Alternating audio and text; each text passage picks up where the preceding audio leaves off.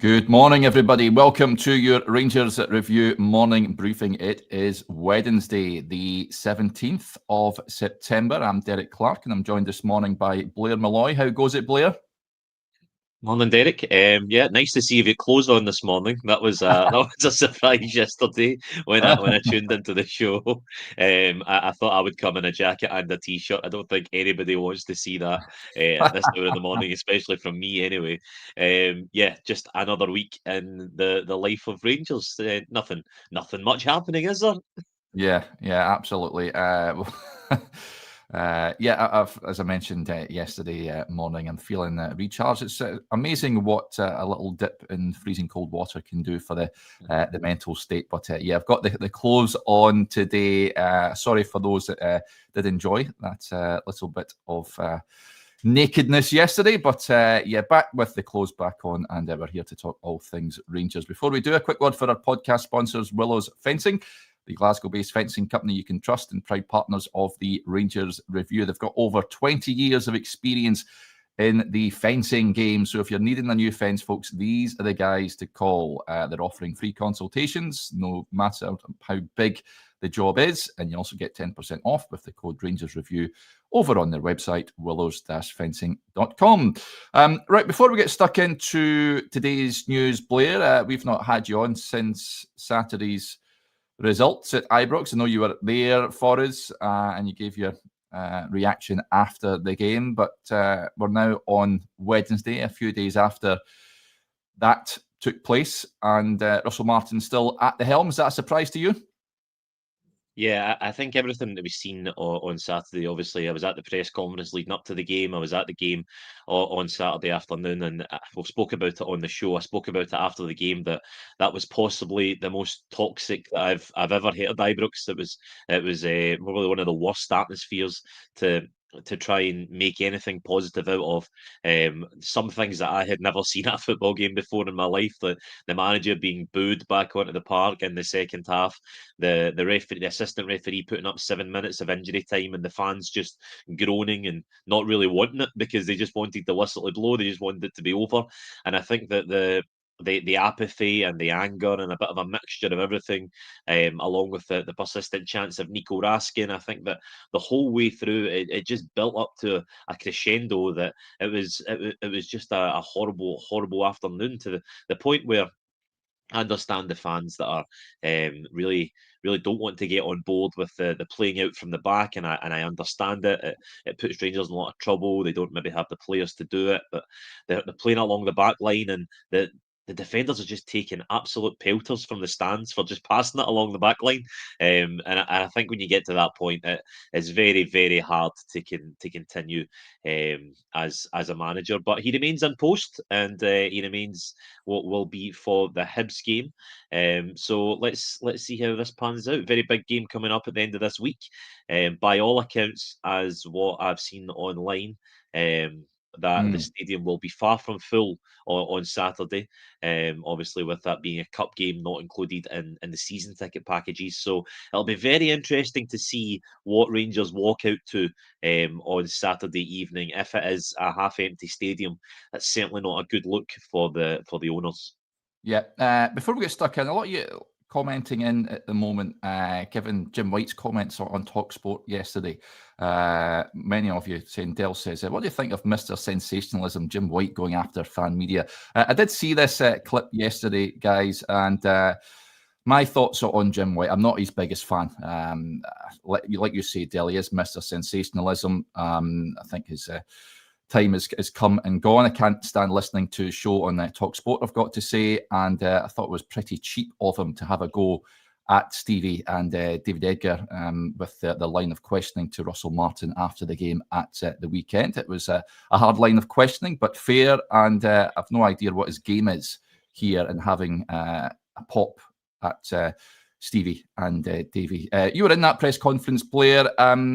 I don't understand what he's getting at yesterday. It doesn't do him any favours. I have no idea why he's having a go at the questions that were posed to Russell Martin after the game on Saturday. Yeah, I think it's just another narrative thrown into this vacuum that's being created round about Rangers right now. I actually think that we're getting to the point now where we probably need to hear from those at the top of the club. We probably need to hear from Andrew Kavanagh. We probably need to hear from those in the positions of power, because the longer there isn't any official statements, there isn't any official communications, I think that just leaves you, like I said, with this vacuum that will be filled with other people, because people will always fill the noise. I think after the game on Saturday, it was a hard line of questioning that I think was probably to be expected after a result like that, and it probably summed up the anger that was coming out of the stands. But I think that the club really need to take a hold of the narrative at the minute, because it is in danger of kind of running away with them a little bit. So I think that some sort of communication from on high, just to bridge that gap a little bit between the fans and the club, because it feels very disjointed at the minute. Being there at Ibrox on Saturday, the fans feel a million miles away from the club, mostly just because, from what I can gather, they can't understand the decisions being made. They can't understand the decisions being made by Russell Martin on the park. They can't understand the positions being made from the boardroom. So I think just enlighten everybody as to what the plan is going forward, and then we can kind of put to side all these sort of side arguments that really are just a nonsense, really. When you want to be talking about the football, you want to be talking about what's happening on the park. You don't want to be talking about how people ask questions in a press conference. That should be the last thing that anyone's interested in. Yeah, absolutely. Moving on then, lots to discuss on today's show. We'll kick off with the Rangers Supporters Association. They've reiterated their stance that Russell Martin should be relieved of his duties as head coach. Tweeted out yesterday, the Rangers Supporters Association maintains their position regarding the head coach. The continued lack of visible action from the club is deeply concerning, especially in light of poor performances on the pitch and falling ticket sales. This inaction is damaging the club rather than helping it. We are also aware that our member clubs are being directly affected, with apathy already beginning to set in among supporters. The club must act now to resolve this situation and set out a clear strategy for the way forward. This comes off the back of the Union Bears statement the other day as well, in which they say there will be a series of protests that have been planned, beginning with this coming Saturday. Andrew Kavanagh is making his way over, Blair, for this game. He's going to see firsthand just how the supporters feel. As you touched on there, I think you're lucky if you're getting the stadium half full on Saturday. The point there about apathy is bang on, because I know many supporters, season ticket holders that can't face going at the moment, and I don't blame them, to be honest. So it's going to be quite something at the weekend at Ibrox. Yeah, if Andrew Kavanagh is making his way over to the game, then he will certainly see firsthand what we've all seen in the past few weeks. I know Saturday, I've been at many games with Rangers managers coming to the end of their tenure, and it certainly did have that sort of end of days feel about it, in the way that the fans were approaching the game. I think that for me, one of the reasons why people, or this group, would have bought into Rangers in the first place would have been the full stadium, would have been the whole package of the atmosphere, those nights under the lights at Ibrox, all these intangible things that you buy when you're buying a football club of this stature.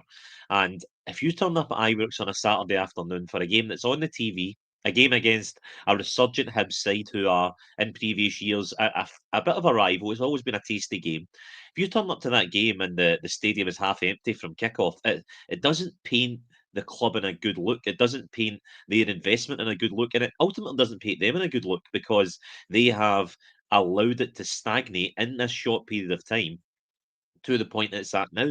So I think fans, we've always said that if Rangers fans want to make a change, they have to mobilise themselves. They have to unite, and they have to get behind something. I think that's where we're starting to move to, if the Rangers fans want to go in a certain direction. So I think that, yeah, Saturday afternoon, where most of the seats, well, maybe not most of, but a fair few of the seats will be empty, will certainly make the point to the new owners who'll be in situ. This is mental. Bolt Your Bobag says that I have 17 tickets for the weekend from including 2 of my own that won't be used for a kick-off time at 5:45. Yeah, not the best kick-off time either at the weekend. But yeah, I think it'll be easy. If you fancy going to that game, I don't think you'll have an issue getting a ticket, that's for sure. Moving on from that, this is interesting. In a parallel universe, Blair, Barry Ferguson is in charge of Rangers, and the squad looks very much different to the one that has been assembled. Now, he's been speaking on the radio show, Go Radio's football show, and interestingly, he mentioned 3 summer transfers he would have made if he was appointed on a permanent basis. So this is what he had to say, folks. I'm a Rangers man. I want them to do well. Is it sore to watch? Yes, of course it is. I want Rangers to be successful, and I want Rangers to start winning games of football. The show's host, Paul Cooney, then pressed on further answers on specifics regarding potential players that Barry would have sought to recruit. And on Lawrence Shankland, says, yes, of course, he was one of the ones who was on the list. You'd have got him on a free transfer. I don't care about his age. He's a proven goal scorer. In my opinion, he's got better with age. Look, he had a tough spell last year. Every player goes through that, but he was playing a bit deeper, almost as a third midfielder. But listen, if you give him the ball in the box, he knows where the back of the net is. On Josh Mulligan, he says, yeah, there was a good opportunity. He was certainly another player who was on the radar. You're going to hit me with all sorts here, aren't you, is what he said. When you're the manager, it's different than when you watch on the TV. I had the privilege of seeing some players close up, and they stood out even more to me. I do think you need a certain type to play in the Scottish League. He says, Europe is a bonus. My bread and butter is here in the League Cup, Scottish Cup, and the League. I believe you need a certain type to help the group that was already going to be here. And on Vaslav Cherny says, yeah, no-brainer. I think there's a real ignorance towards Scottish talent within the league. There's no loads, but there is a number of players who could do a job and very good at that. In terms of financially, not as expensive as other ones. We've seen it with Josh Doig, my nephew, Lewis Ferguson, Aaron Hickey. You could go on. There is players in our league that could, without a shadow of a doubt, make a difference. And he says, I'll give you a good example of a player who I thought the club that he's just at now suits him, and he's very happy in playing. Gogic, he's a standout for St Mirren. He plays in the middle of a back 3, and he can also play in the holding midfield role. But I'll tell you what, see, when I came up against him and I stood on the side, I thought he's the type. I like him. I liked his aggression, his organisation, and he's a decent footballer too. So there you go, Blair. Barry would have had Shankland, Mulligan, and Gogic in that Rangers team. I've got to say, I would not be opposed to that. Based on what we've seen so far, these are guys, and Barry's quite right in what he says. Rangers need a certain type to deal with the rigours of Scottish football. My concern is they've recruited players that can't deal with that. Your views on that? I think that there are 2 positions that can be true at the same time here. One, I think it would be remiss of me not to say that I personally didn't want to keep Barry Ferguson as Rangers manager. I think if I was to go back at the back end of last season, I think that he'd done well for us as an interim, but I think that he maybe wasn't the right guy to take us forward. However, that being said, I think he does make a lot of valid points in that argument, and I think that he touches on a few things that a lot of Rangers fans have been thinking for a number of years, that Rangers have not utilised the domestic market anywhere near good enough. They have not picked up guys who have been under their nose, on their doorstep for years. And you look back at Rangers teams that have been successful domestically, they have always been filled with guys who, not even particularly Scottish players, but players who know the division, who know the league, and who understand what games are going to be like, what teams will try harder against you. These are these intangible things that you can't maybe pass on to someone just straight away. If we go through that list, I think you look at Lawrence Shankland, and I've been quite outspoken on Lawrence Shankland before. He would have been your absolute perfect Rangers striker for the league. I have no idea if Lawrence Shankland could do it in Europe. And I'll be honest, I think most Rangers fans don't care if he could do it in Europe. I think Yeah. all they're interested in is if he can score goals in the league. Because when you're playing St Mirren, when you're playing Dundee, Lawrence Shankland is the kind of guy who will get you a goal, who will open that up, who will give you that wee extra half yard, that little bit of nous, and he'll take a shot on, which is something that a lot of Rangers players seem to be a bit scared to do. Yeah. Yeah. He's a kind of player who I think if you put him domestically, he's a player that absolutely guarantees you goals. And the fact that Rangers didn't pick him up on a free transfer, it is such a sliding doors moment for me in this summer that you look and he was there to be taken. He was there. He was on the open market, and no one at the club thought he would at least be a good backup. I'm not saying that Lawrence Shankland has to be your starting centre forward, but Lawrence Shankland as a number 2 or a number 3, that's a perfect signing for me. Mm. So I look at him and go, I think it's absolutely insane that Rangers didn't buy him.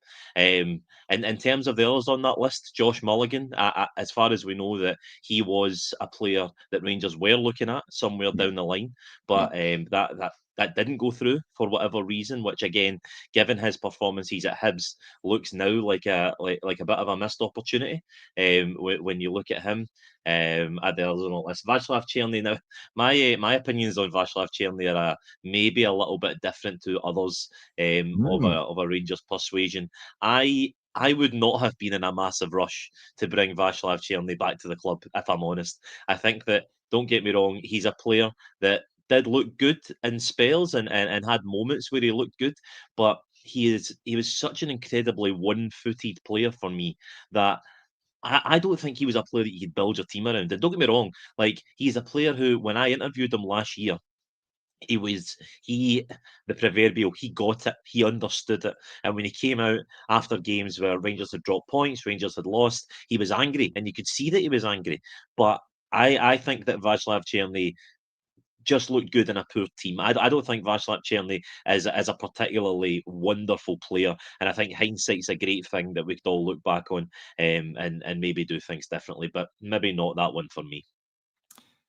Yeah, I've said it before. I think there's a lack of proper Rangers supporters in that dressing room. I'm not saying you need to go out and flood it with about 10 Rangers fans, but I think that there's not enough guys out there that, as Neil Warnock famously put it back in the day, that would die for 3 points. I think that the club is lacking that, and they're lacking that not only on the park but off it as well. I've seen a report yesterday. Of course, there was murmurings and a lot of groundswell of support to bring back kitman Jim McAllister, of course, and that I think Scott McDermott at the Daily Record reporting that has been kiboshed by the club and Patrick Stewart. I would like to know the reasoning behind that, but I think guys like that, you need that guys that bleed blue in and around the club for me. That is missing. That Rangers DNA, Blair, I think is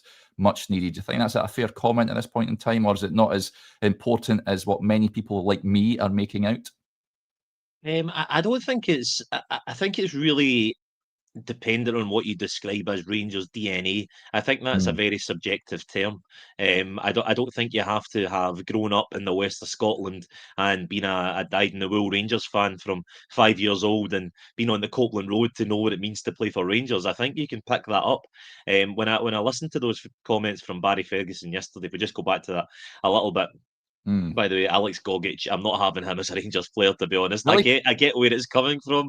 I get where it's coming from. He's a voice. He is what those Alan McCoy's comments where he said Rangers haven't signed enough men. He's certainly a man. He is a scary and imposing individual when you get him on a football park. But for a team like Rangers who are looking to dominate possession, I don't think he's that kind of player. But I look at two examples that just sprung to mind immediately.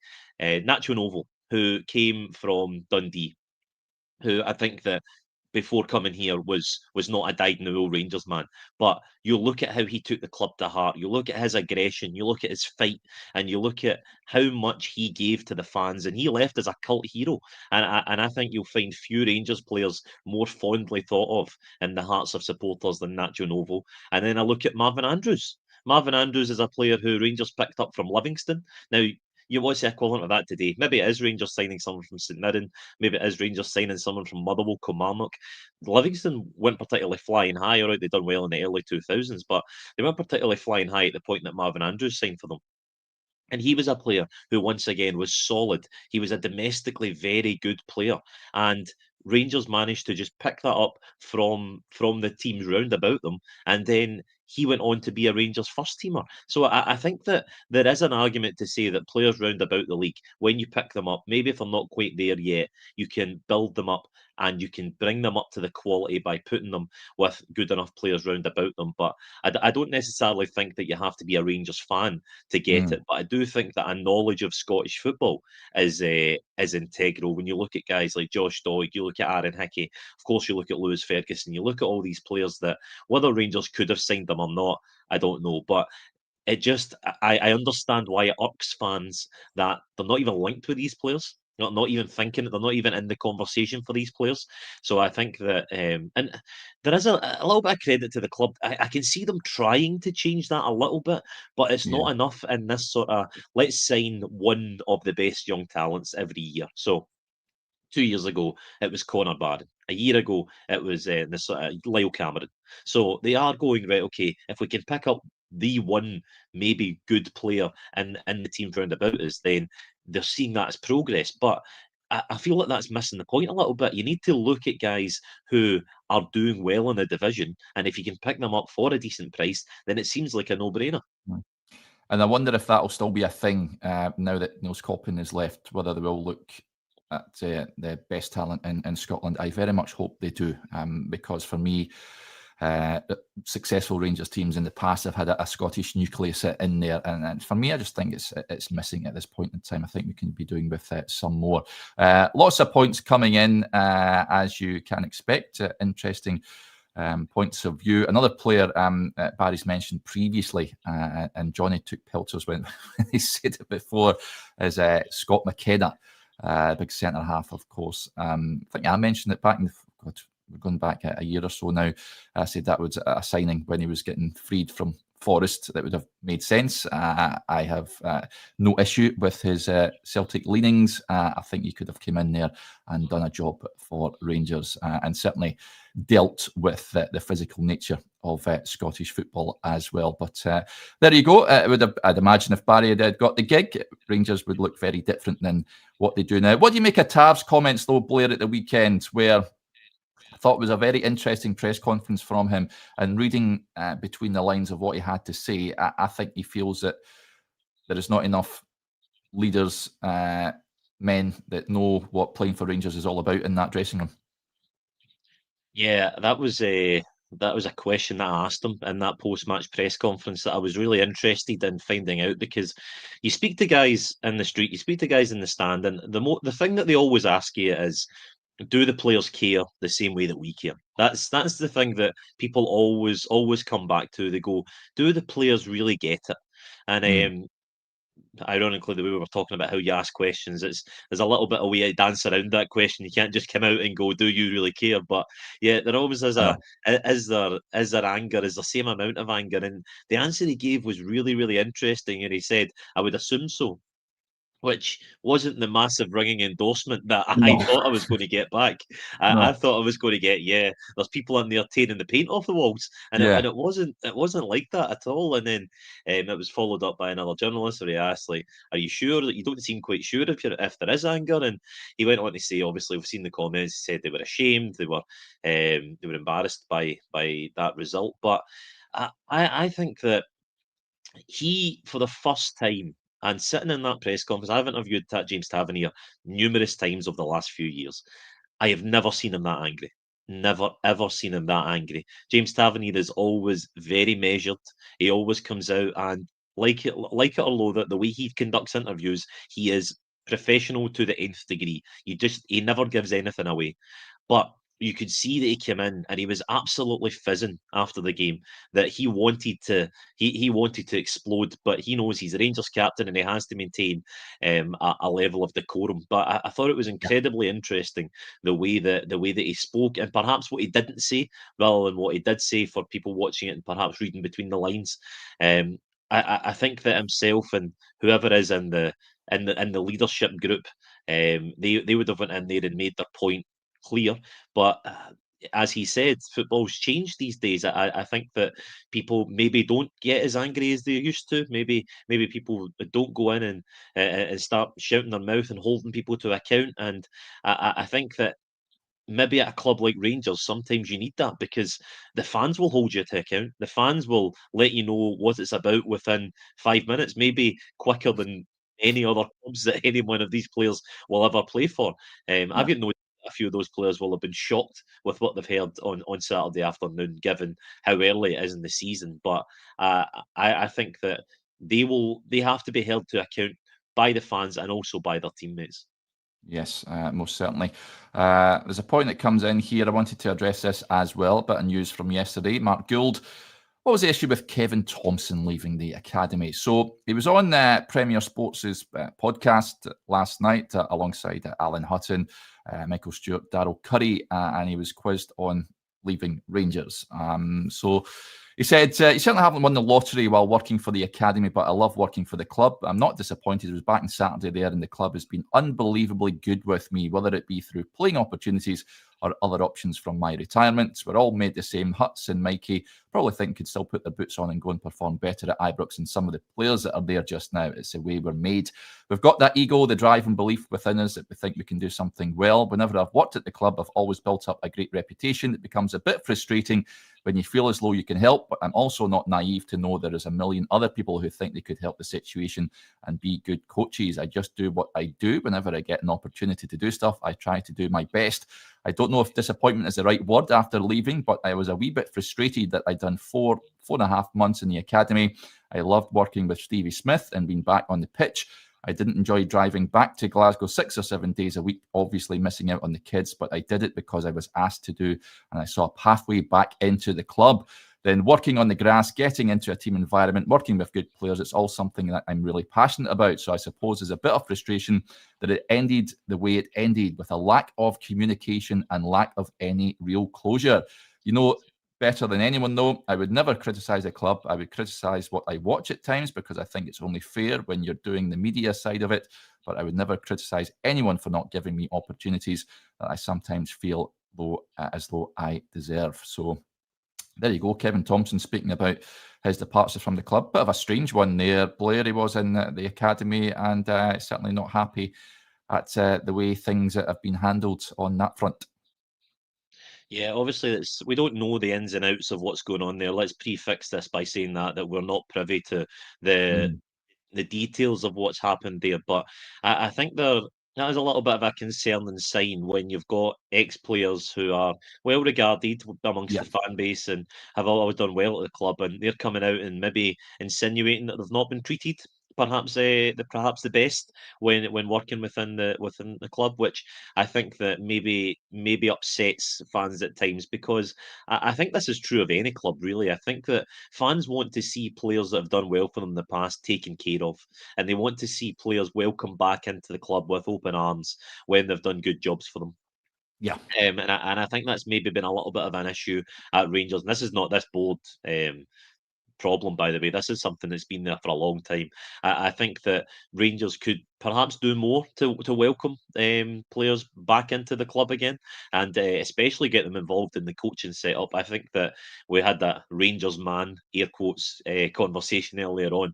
But what I do think is important is on your coaching staff. I always think you do need to have somebody that has a little bit of a knowledge of what it's like to play in these big games, who can talk players through these big moments, who can talk players through Old Firm games, Scottish Cup finals, away to Pittodrie, away to Tynecastle, that can just maybe be a wee word in their ear, just to go, look, this is what to expect, this is what's going to happen here. Just someone with that experience that just calms everything down.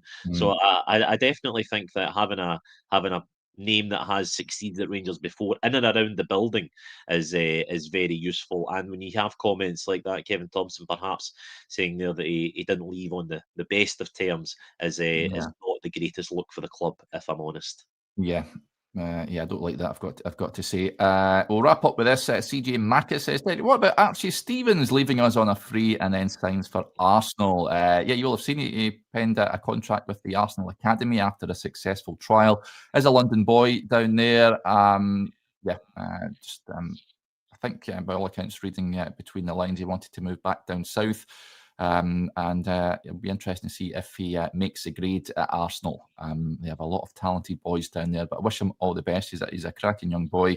Remember when he signed initially for Rangers, I spoke to one of his old coaches at AFC Wimbledon, and he spoke really highly of him. But yeah, it's just one of those ones. You get numerous players that leave academies or come into different teams' academies, Blair, but whether they can make the grade for the first team is another matter, I guess. Yeah, all the best to him. He's a young kid that's came up here and perhaps wanted to go home. Again, we don't know the whole story. We know a little bit of it.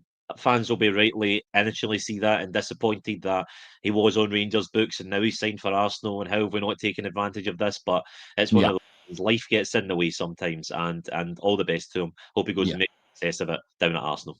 Yep, good move for him as well. Not too shabby a club as old Arsenal, that's for sure. Right, that'll do us there. Just a heads up of what is to come, folks. Those of you that are Rangers Review Extra members on YouTube, we will record our weekly Q&A this afternoon, 1 p.m. I'll pop the request out on the community page a little later on, so if you get your questions in, we'll get through as many as we possibly can. If you want to become an extra member, then it's very easy to do.